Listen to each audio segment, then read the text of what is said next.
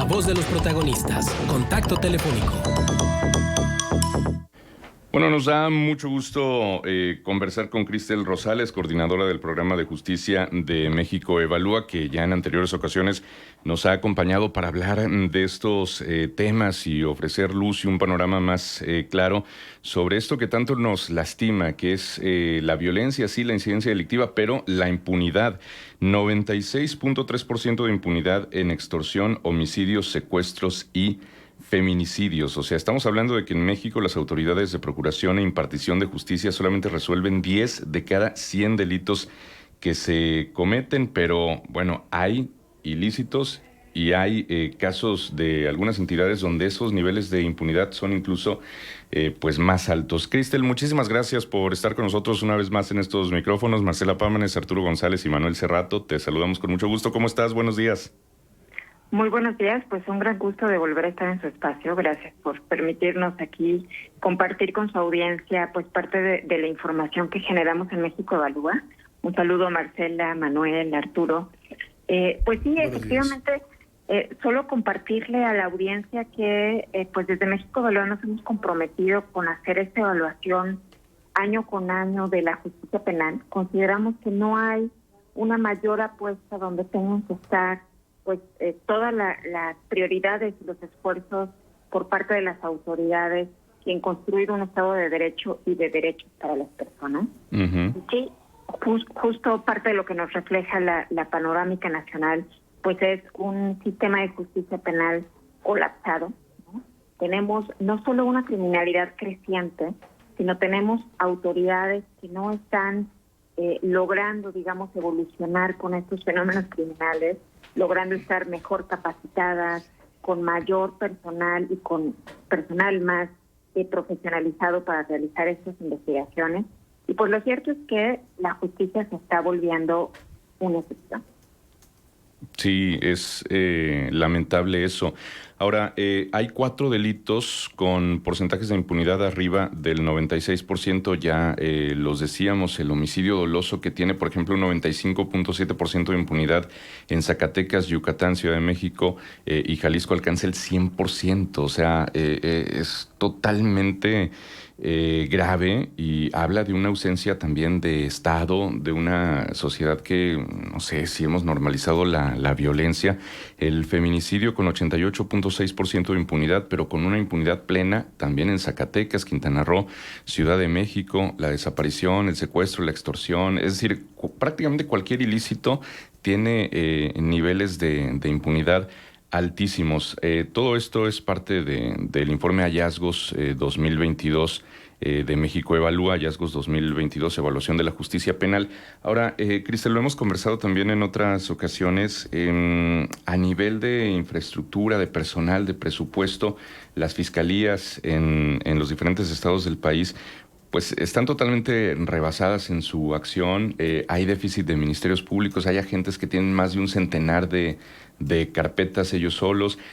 Todo esto seguramente contribuirá a estos niveles tan altos de impunidad, pero ¿qué más? O sea, ¿por qué nos hemos permitido como sociedad llegar a este punto? Y si se puede hacer algo, porque digo, así no creo que se pueda seguir viviendo.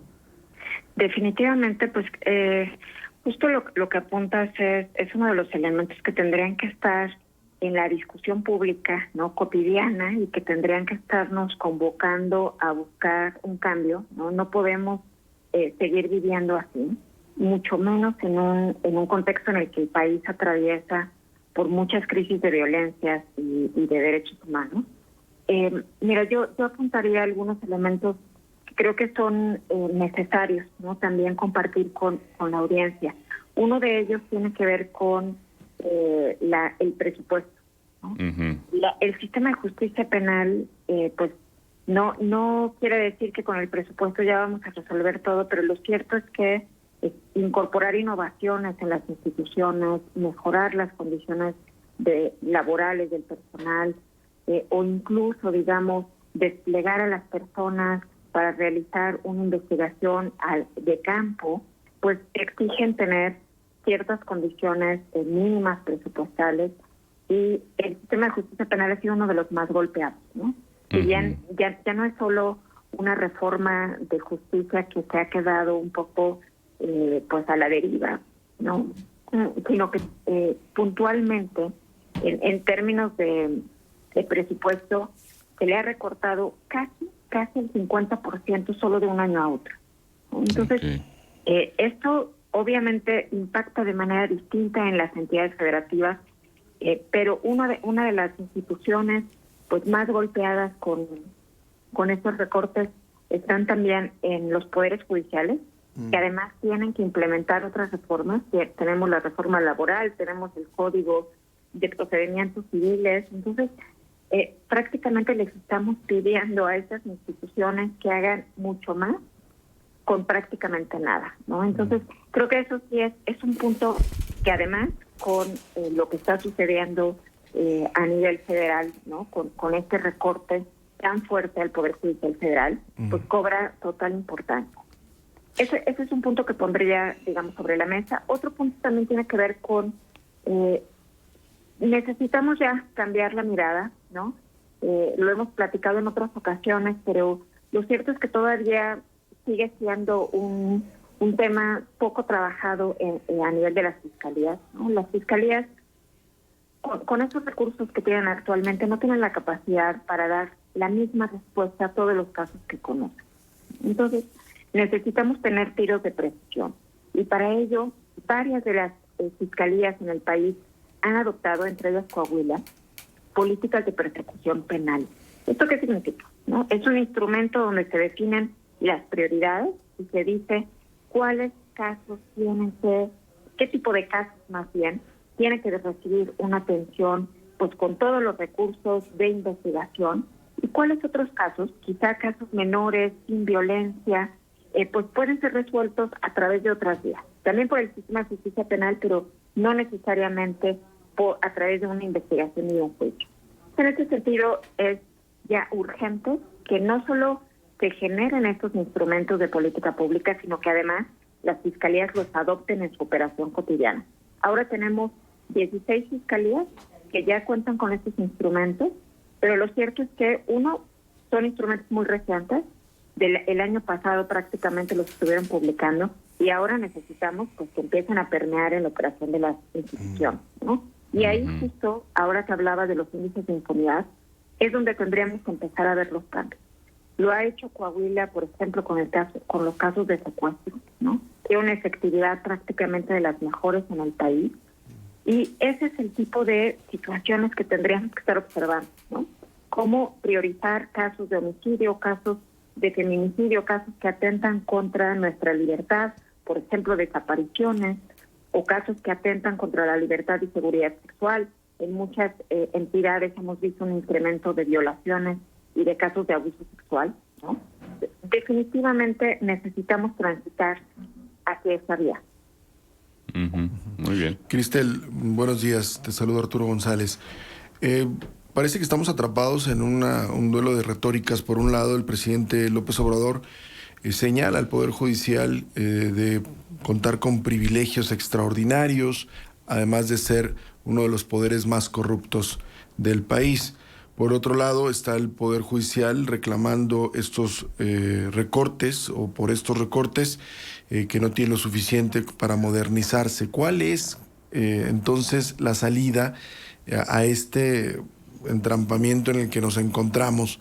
Porque lo que es cierto es que ni lo del pasado funcionó, ni lo del presente está funcionando. Sí, definitivamente creo que ahí, antes, digamos, de responder tu pregunta, sí comentaría que en realidad estamos justamente atrapados en un ciclo donde no hemos logrado realmente cambiar a nuestras instituciones de justicia, ¿no? Tenemos quizá un marco normativo de vanguardia que está buscando garantizar derechos, que han establecido distintas vías para resolver los casos, pero nada de esto está operando en la realidad, ¿no?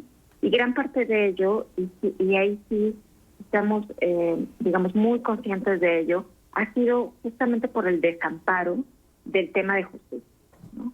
Si uno ve en general la agenda pública a nivel nacional, la justicia nunca se trata, no se habla de cómo mejorarla, no hay soluciones integrales que busquen articular, por ejemplo, la política de seguridad con la política de justicia. La seguimos analizando por carriles independientes, cuando en realidad pues, son parte, ¿no?, de un mismo contexto. Y creo que mientras sigamos con esta perspectiva desarticulada, ¿no?, y sin establecernos un objetivo común, pues seguiremos en este pues vaivén, ¿no?, de un ciclo que no logra en realidad por hacer cambios profundos. Y respecto a la pregunta que planteas de estas, pues le llamaría narrativas, ¿no? Sí creemos que es muy peligroso caer justamente en estas discusiones narrativas, porque lo cierto es que terminan más desinformando a la población que encontrando soluciones, ¿no? Por poner un ejemplo, parte de lo que presentábamos aquí en nuestro estudio, pues en menos de un año, hablemos de unos 8 meses, hemos tenido cuando menos 9 cambios en titulares de Fiscalías Generales de Justicia, entre comillas, por razones personales. Y esto, pues, en nada, digamos, facilita que logremos justamente las transformaciones que buscamos en estas instituciones, ¿no? Necesitamos, pues, no solo personas que puedan dar continuidad a los planes de transformación en las instituciones, sino además que rindan cuentas, ¿no? Y que podamos acompañar ese proceso desde la ciudadanía. Y por la parte del Poder Judicial, sí consideramos que se ha desvirtuado mucho la discusión pública, ¿no? Se habla de jueces o juezas que lideran a presuntos delincuentes, cuando en realidad, pues la gran mayoría de los casos, cuando hacemos este tipo de investigaciones, toda la evidencia nos apunta. Y no quiero decir que con esto que no haya excepciones, ¿no? Claro. Puede haber casos donde se corrompan, pero en realidad la gran mayoría de casos se caen en los tribunales por deficiencias en las etapas previas, por una detención mal lograda, ¿no? Quizá que faltó al debido proceso, o bien por investigaciones en la etapa, digamos, que tienen a su cargo las fiscalías, pues que no tienen un soporte de pruebas, y que por tanto cuando los tratan de judicializar y de lograr pues que sigan avanzando en el proceso penal, pues las juezas y los jueces no tienen elementos justamente para continuar, ¿no? Entonces la falla estaría en las policías que tienen o en los ministerios públicos que realizan las investigaciones. Ahora, me llama la atención lo que comentas de estos casos de fiscales que han renunciado, que contrastan enormemente con el caso del fiscal general de la República, que ha sido sistemáticamente cuestionado y aún así se mantiene ahí a pesar de todo. Pues ahí tenemos, creo que digamos un claro ejemplo, no solo de contraste, sino además de, pues podría decir que estamos realmente en la peor de las circunstancias como ciudadanos, ¿no? Tenemos una Fiscalía General de la República que buscamos construir a través de movimientos ciudadanos, ¿no? Donde se buscó justamente pues que fuera una fiscalía, porque recordemos a la audiencia que esta Fiscalía General de la República pues prácticamente tiene cobertura en todo el país, ¿no? Y esta fiscalía tendría que ser aquella que esté detrás de los grandes grupos criminales, de la delincuencia organizada, de aquellos fenómenos criminales pues que en realidad no respetan fronteras, ¿no? Y que además no solo cometen un tipo de ilícitos, sino en realidad son estructuras que están operando y están vulnerando no solo los mercados financieros, están vulnerando muy posiblemente la libertad de las personas con estos fenómenos de desaparición y están provocando también escaladas de violencia. Ahí es donde deberíamos tener una Fiscalía General de la República operando, y lo que encontramos es pues una fiscalía que se ha replegado, que ha preferido justamente disminuir las investigaciones que realiza. Más del 35% se han disminuido, y ya ni les digo de la impunidad a nivel federal. Hemos tenido un retroceso en 4 años de casi el 60%. Entonces, en realidad, ahí es donde tendríamos que estar viendo, y ya no hablo del Poder Ejecutivo, pero sí al Poder Legislativo Federal, exigiendo una rendición de cuentas al Fiscal General de la República con base en evidencia, ¿no? Esto pues no ha sucedido así. La única vez que se presentó el titular de la Fiscalía en el Congreso Federal, pues fue más bien recibido con abrazos y pues fue un momento para tomarse selfies, en vez de pues tener a legisladores que estuvieran pues exigiendo esta rendición de cuentas. Ya. Cristel, buenos días. Saluda Marcela Pamanes. Quiero preguntar, la asociación que existe entre impunidad y corrupción, y si estos números reflejaran toda esta cifra negra de no denuncias, que no se puede contabilizar entonces, qué tipo de delitos y cuál es la gravedad de los mismos, se incrementaría si realmente todo se denunciara en este país. Mira, definitivamente si ahorita tenemos un sistema de justicia penal que está colapsado con lo poco que le llega, ¿no? Le llega alrededor del 10% de los delitos que se cometen. Lo cierto es que pues no tendría la menor capacidad de poder dar respuesta, ¿no?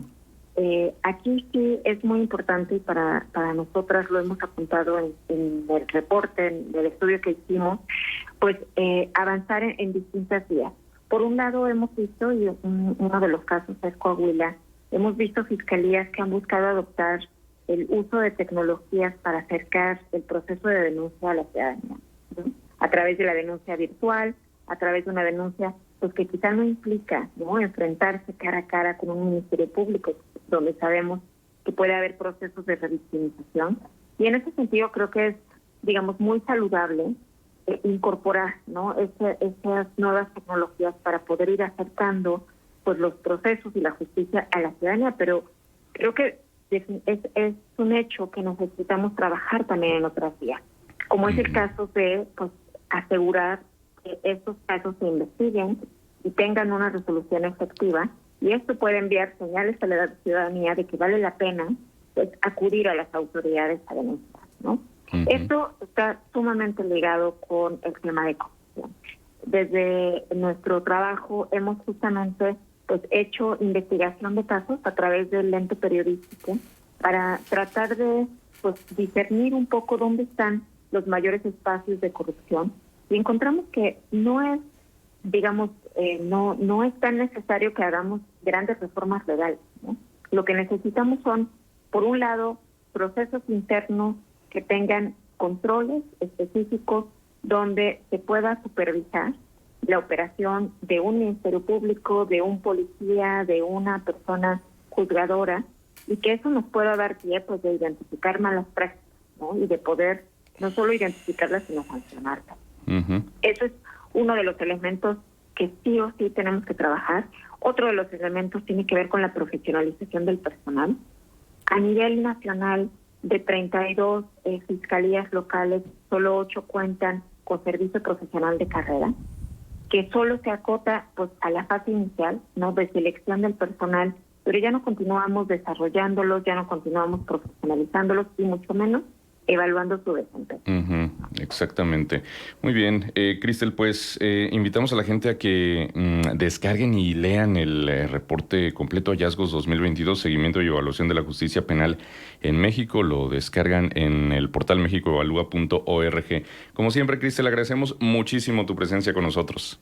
Pues les agradezco a ustedes muchísimo el espacio y los invito también a seguir las actividades ahí en Coahuila. Tendremos un diálogo el próximo 25 de octubre con los titulares del sector justicia, justamente pues para tener este ejercicio muy saludable, pues de saber qué está pasando con la justicia en el Estado y pues de escuchar, ¿no?, cuáles son los compromisos que asumen. Perfecto. Estaremos en el seguimiento entonces. Un abrazo, Cristel. Hasta pronto. Igualmente. Hasta luego. Hasta luego. Es Cristel Rosales, coordinadora del Programa de Justicia de México, Evalúa.